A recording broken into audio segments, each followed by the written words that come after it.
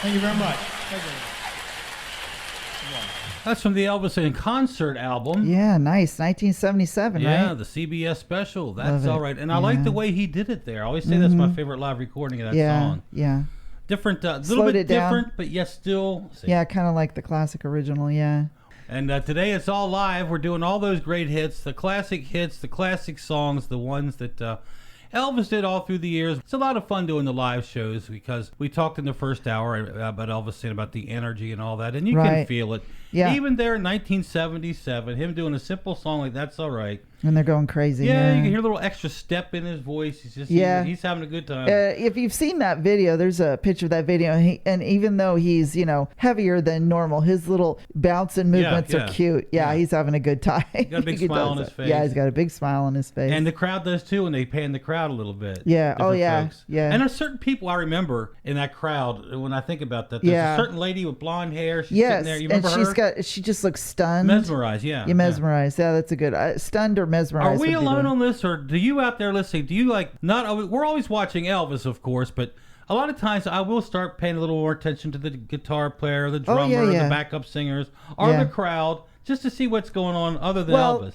I think the first time you watch it, you're glued to him. Yeah, oh, absolutely. But when you see it more than once, which obviously you're going to do, then you start to look around a little more. Yeah. Yeah, I don't think we're alone on that category. I love that early 50s classic of that song, My Baby Left Me. And I really love that 1974 live performance from there in Memphis, Tennessee. And My Baby Left Me. Good stuff there. All right, my baby better not leave me because I would be a very lost fella. I'll tell you that much right now. Okay. Hey, share something good with us. Give us some good information. Tell us a good story. Do something, baby. Entertain us. I am an entertaining clown. Is that it? Put on the hat. Okay, I'm going to stick that hat on right now. All right. So, what? Okay, go ahead. I'm going to bring out the clown car here in a minute. So, vocal performance Elvis Presley wanted to be remembered for. That should be interesting. Can you think what that might be? I can. He really, I know How Great Thou Art. I know Suspicious Minds. I know certain songs, The Impossible Dream. There are certain really big ones that he did live that he just really put his heart and soul into. So. Right, exactly. So when you think of Hollywood actresses, some people think of Marilyn Monroe, they might think of James Dean, but Elvis really wanted to be a serious entertainer on anything he did. If he was an actor, he wanted to be a serious actor, which is why he hated Hollywood. And as a singer, he wanted to be a serious singer as well. So he deeply loved music that reflected emotion, like There's Always Me was a song that he really loved.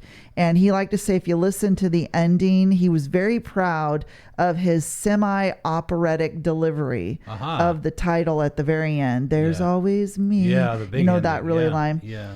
But perhaps the part of the issue with Elvis's music falls by the wayside to some degree because he didn't write it himself. So some people don't take him as seriously as you might, let's say, the Beatles or something like that. But Elvis's voice was very velvety and mature, especially as he got older.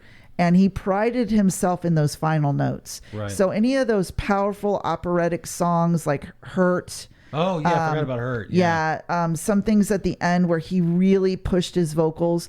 Those were the kind of things that he really loved doing on the stage. And you can see it. If you watch, there's so many things you could, from Elvis on Tour to That's the Way It Is. And even that final CBS special, which we've seen very little of, you see him looking to the side and smirking because he knows. He knows he did it. He knows he did it. Yeah. Yeah. Good stuff, baby. I love it. It's a conscious thing that, I like to mix them up. In other words, I like to do a song like Bridge Over Troubled Water or American Trilogy or something. Then mix it up and do some rock and roll, some of the hard rock stuff. I'm not the least bit ashamed of Hound Dog or Heartbreak Hotel or whatever those things were again. Yeah, one night with you.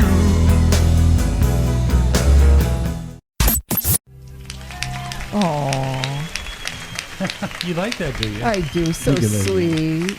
He's singing with her. Yeah, well, she requested it, and he abided and did that for her. And she's oh no. Like, what does that mean? Like, we're off key here or what? You know, in 1972, he made a comment in the Elvis on tour. He goes, "I've never gotten over what they call stage fright." Yeah. Do you believe that? Do you really think Elvis in 1975, when that was just recorded, do you think he was afraid to go out there or nervous? I don't think so. I don't know. I don't know that it was that, but there's probably an anxious energy that builds up. Well, he also said in that statement, "I've got to please the crowd." So I don't think he was nervous about singing or whatever. I think he was just nervous about making people happy.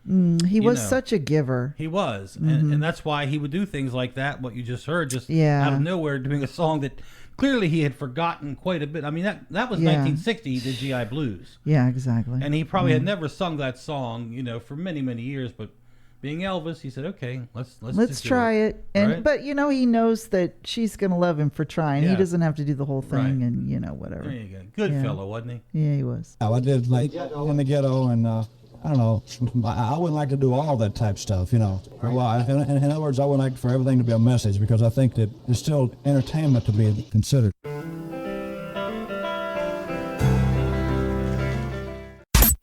All right, TL, when Elvis played Vegas, usually they didn't want him to go too long. In fact, he even jokes at some of the concerts, "Well, I got to get off the stage because they got to make money." Yep, they want you to get back in that gambling casino. But every once in a while, Elvis, that we love, is a rule breaker. Oh, absolutely. Yeah.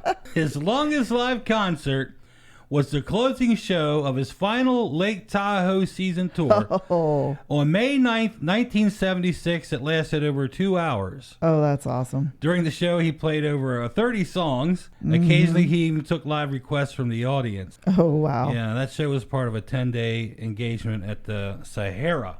Oh, that's great. There in Lake Tahoe. So Elvis went on now. Like I said, usually his shows are like 50 minutes or something like that. Yeah, he'd say, "No, I'm just going to keep going here. We're having fun." Well, that one went over 2 hours, and I'll bet you those folks who paid to see him were very glad. Yeah. This wasn't a rush show. This was a long show. We'd like it. Oh, yeah. I certainly would have. I know you would have, too. Oh, absolutely. All right, you ready for the one that got him a Grammy? Yes. It's the Sacred Live Performance, and this is that performance. It's from 1974 in Memphis. What's the song, baby? How Great Thou Art. You know it.